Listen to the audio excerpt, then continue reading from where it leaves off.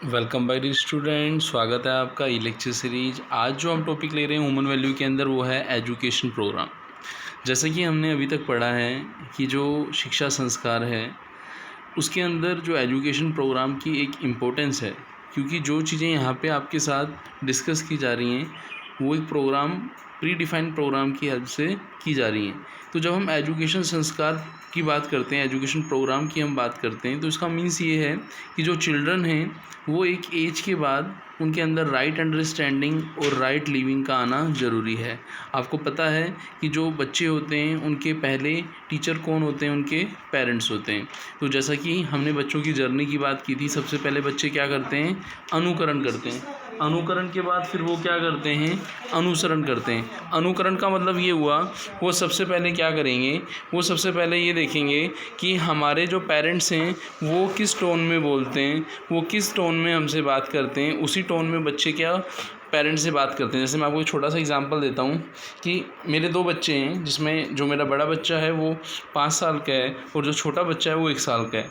तो जो बड़ा वाला बच्चा है वो उसी टोन में मुझसे बात करता है जिस टोन में मैं उससे बात करता हूँ। यदि मैं उससे डिसेंट तरीके से बोलता हूँ तो मुझसे उसी तरीके से बात करता है। तो कहीं ना कहीं मैं बात यदि आपको बताऊँ कि यदि मैं बच्चों के साथ राइट अंडरस्टैंडिंग रखूँगा, राइट लिविंग रखूँगा, तो वो भी मेरे साथ क्या रखेंगे?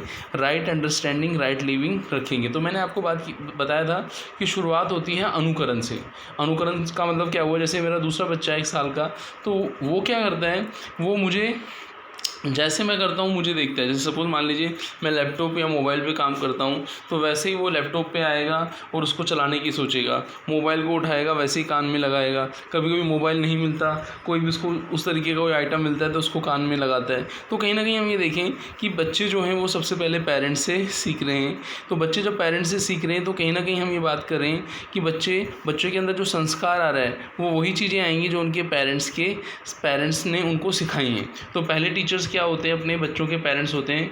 फैमिली के अंदर बच्चा रहता है, बच्चा वहीं से वो चीज़ें संस्कार जो है वो बच्चे के अंदर डेवलप हो जाते हैं। अनुसरण के बाद फिर वो करता है अनुकरण। अनुकरण का मतलब ये हुआ, जैसे मैं आपको एग्जांपल दूं, मेरे बड़े ब्रदर की बेटी हैं, तो जैसे उनकी मम्मी का बिहेव रहता है, जैसे वो रहती हैं, तो कभी कभी वो छोटे भाइयों के साथ खेलती हैं, तो वो कहीं ना कहीं वैसा ही बिहेव, मम्मी जैसा बिहेव उनके साथ रखती हैं, उनको वैसे ही बोलती हैं, उनको डांटती हैं। तो कहीं ना कहीं ये हुआ कि पहले हम देखते थे उन चीज़ों को, स्टोरेज करते थे, अब उनको फॉलो कर रहे हैं। ठीक है ना? फिर उसके बाद क्या होता है? बच्चा ये चाहता है कि अब मैं अपने पेरेंट्स का आज्ञाकारी बनूँ। ठीक है ना? तो अब वो डिसिप्लिन की बात करता है। डिसिप्लिन की बात करता है, जो उसको पेरेंट्स कहते हैं वो उसको अच्छा लगता है। जो पेरेंट्स वो कहते हैं वो वही काम करना चाहता है। वो एक तरीके से लाडला बेटा या लाडली बेटी बनना चाहता है। लेकिन धीरे धीरे आपको पता है कि फैमिली की स्टेज से भी उसको फिर बाहर आना पड़ता है। जब वो स्कूल जाता है तो स्कूल जाने के बाद क्या, उसके जो टीचर्स हैं, टीचर्स के साथ जब वो इंटरेक्ट करता है तो वो फर्स्ट डे स्कूल में रोता है, तो टीचर उसको चुप कराने की कोशिश करती हैं, चुप हो जाओ। तो वो कहीं ना कहीं किसी दूसरे बच्चे के लिए बोलेगा, आप इसको पहले चुप कराओ फिर मैं चुप होऊंगा, या और आप इसको डांटो फिर मैं चुप होऊंगा। तो कहीं ना कहीं ये है कि उसका चुप होना भी किसी दूसरे पर निर्भर हो गया। वो अपनी कमी को नहीं देख रहा, वो दूसरे पर उस चीज़ को डाल रहा है। क्यों ऐसा क्यों हुआ? क्योंकि जब बच्चा फर्स्ट टाइम गिरा था तो हमने उसको उठाकर ही बोला था कि बेटा वो चींटी के कारण तुम गिर गए। तो कहीं ना कहीं उसको लगा कि मैं गिरा हूँ, मैं परेशान हूँ, तो इसकी वजह कोई दूसरा है। तो वो आप ये देखें, वहाँ पर राइट अंडरस्टैंडिंग नहीं है, राइट लिविंग नहीं है। जब राइट अंडरस्टैंडिंग नहीं है, राइट लिविंग नहीं है, वो बच्चा बड़ा होता जाता है तो वो अजम्पशन, प्री कंडीशनिंग माइंड में लेता हुआ बड़ा होता है। फिर वो जब स्कूल में आता है तो टीचर उसको बताते हैं कि बेटा ऐसा नहीं है कि जो चींटी की वजह से तुम गिर गए, चींटी ने तुम्हें गिरा दिया, वो तो आप सही तरीके से नहीं चल रहे थे, वो आप भी सही तरीके से नहीं चले तो बिना चींटी के भी आप गिर जाएं। तो बच्चे को समझ में आने लगती है कि जो मुझे माता पिता ने बताया तो कहीं ना कहीं उसमें डिफरेंस आ रहा है, सही तो मेरी टीचर्स हैं। तो वो घर जाके वो चीज़ें किसको बताता है? अपने पेरेंट्स को बताता है।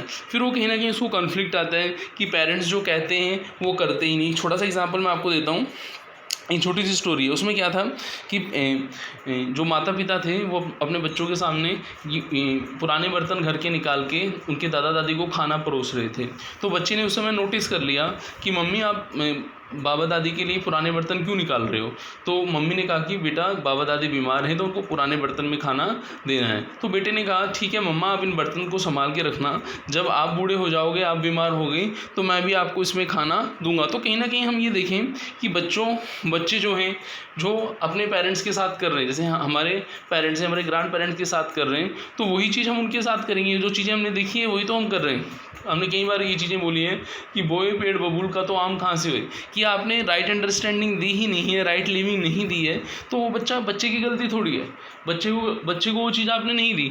मैंने आपको बोला था कि हम बच्चे की केयर पर तो ध्यान देते हैं, बच्चा खाना नहीं खाता है तो हम उसको खाना ज़बरदस्ती खिलाते हैं, लेकिन यदि वो गलत बोलता है, चिल्लाता है या फिर आर्गूमेंट करता है या फिर हम बात कर रहे होते हैं तो उंगली से इशारा करता है चुप हो जाओ, तो हम उस चीज़ से नहीं घबराते कि बच्चे को जो गाइडेंस सही तरीके से नहीं मिल रही, हम वहाँ पे उसको इग्नोर कर देते हैं। तो कहीं ना कहीं गलती हमारी है। जब वो बच्चा है उसके गाइडेंस की जिम्मेदारी हम स्कूल के ऊपर थोप रहे हैं कि जाओ स्कूल में तुम्हें ठीक करा जाएगा, इस टीचर में तुम्हें ठीक करेंगी, तो उस चीज़ को हमें ही शुरुआत करनी है। टीचर भी अपने हैंड पे कर रहे हैं, आप भी करेंगे, मिलके करेंगे तो वो काम जल्दी हो जाएगा। जो काम लॉन्ग टर्म में होता है वो आई थिंक मिड टर्म या शॉर्ट टर्म में हो जाएगा। तो कहने का मतलब ये है कि शिक्षा संस्कार का होना बहुत ज़रूरी है बच्चों के अंदर।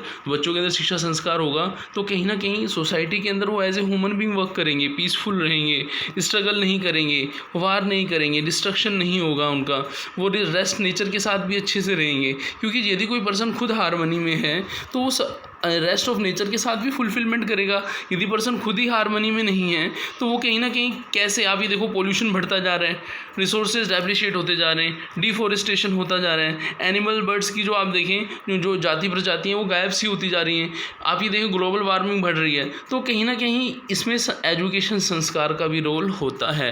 यदि बच्चों को हम बचपन से ही, छोटे से ही हम इन सब चीज़ों उनके बीच में डालें तो हमारी जो आने वाली जनरेशन होगी वो हमसे मोर रेस्पॉन्सिबल होगी, हमसे क्या होगी, मोर रेस्पॉन्सिबल होगी। हम कहते हैं ना जनरेशन में गैप आ गया, जनरेशन में गैप आता नहीं, जनरेशन में गैप हमने किया है। हमने इस तरीके का एजुकेशन संस्कार बना रखा है कि वो गैप बढ़ता ही जा रहा है, जनरेशन टू जनरेशन बढ़ता ही जा रहा है। तो हम देखें सही मायने में शिक्षा कौन सी है जो हमारे बच्चों के अंदर इस तरीके का एजुकेशन संस्कार, रेस्पॉन्सिबिलिटी लाए, टीचर रेस्पॉन्सिबल बने, सोसाइटी रेस्पॉन्सिबल बने बच्चों के लिए, बच्चों के गलत कंडक्ट पर उनको समझाया जाए, उनका कंडक्ट स्किलफुल हो, वो इस तरीके की प्रोसेस लें कि ताकि वो अच्छे से वर्क करें। तो कहीं ना कहीं हम ये देखें यदि ये सब चीज़ें हमारे जो आने वाली जनरेशन के अंदर आएंगी तो कहीं ना कहीं वो इंटीग्रेटेड होकर सिनर्जी के होते सोशल ऑर्डर को क्या करेंगे, फॉलो करेंगे। और जब वो सोशल ऑर्डर को फैमिली लेवल पर फॉलो करेंगे तो वो वर्ल्ड फैमिली की तरफ चलेगा और धीरे धीरे हार्मनी सभी लेवल पर आएगी और वो नेचर तक भी पहुँचेगी। नेचर में भी ये जो प्रॉब्लम्स आ रही हैं सारी प्रॉब्लम क्या होंगी, दूर होंगी। तो इन चीज़ों को हमने पहले भी पढ़ा था, आपको याद हो 5 डायमेंशन हमने पढ़े थे। एजुकेशन संस्कार था, आपका हेल्थ संयम था, प्रोटेक्शन वर्क था, जस्टिस प्रोटेक्शन था, एक्सचेंज स्टोरेज था। तो ये सब ऑटोमेटिकली क्या हो जाएंगे, वर्क करने लगेंगे और हमारी सोसाइटी का सर्टेन डेवलपमेंट हो जाएगा। अब यहाँ पे हम ये देखते हैं कि ये जो चीज़ें हमने यहाँ पे देखी हैं कि यदि हम पुराने 10-15 साल के अंदर देखें तो कंट्री के अंदर ये प्रोग्राम होने शुरू हो गए। ये प्रोग्राम जो है लोगों के अंदर एजुकेशंस ला रहे हैं। अब आप एक छोटा सा एग्जांपल मैं आपको दे रहा हूँ कि ये चीज़ें यदि हमारे अंदर आएंगी, हम खुद उन चीज़ों को डिस्कस करेंगे अपनी फैमिली के साथ, कहीं ना कहीं जो चीज़ें, ये जो इतनी लंबी प्रोसेस है, जो वैल्यू एजुकेशन की, संस्कार की जो प्रोसेस है, एजुकेशन संस्कार की जो प्रोसेस है, वो हम अकेले करेंगे तो हमें हो सकता है कि 2 साल 3 साल 4 साल लगें।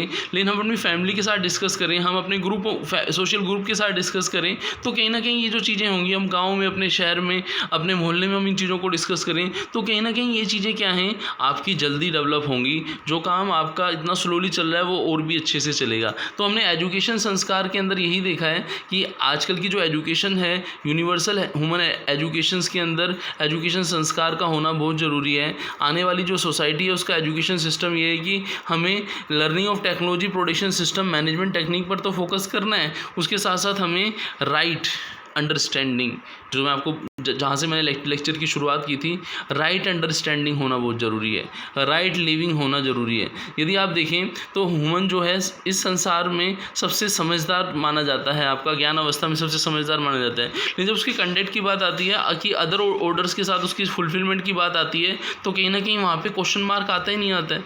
तो यदि हम एजुकेशन संस्कार लेंगे तो हम अदर लेवल के साथ जो हमारी रेस्पॉन्सिबिलिटी है उसको हम पूरा करेंगे, हम उसको उसके अकॉर्डिंग ही हम रहेंगे और हमारा जब सिस्टम हार्मनी में रहेगा तो कहीं ना कहीं हम ये देखेंगे कि हमारी नेचर में भी हार्मनी होगी, और नेचर में जब हार्मनी होगी तो हम ये कहेंगे कि हमारा एजुकेशन संस्कार का जो ऑब्जेक्ट है वो पूरा हो जाएगा। तो इस लेक्चर के अंदर हमने यही समझा है कि एजुकेशन प्रोग्राम है क्या, एजुकेशन संस्कार का प्रोग्राम है क्या, चिल्ड्रन से लेके कैसे वो एडल्ट तक अपनी सोसाइटी की हर लेवल एज ग्रुप तक वो चीज़ें जाएँ, उन चीज़ों को हमने समझा। तो मिलते हैं नेक्स्ट वीडियो में। थैंक्स।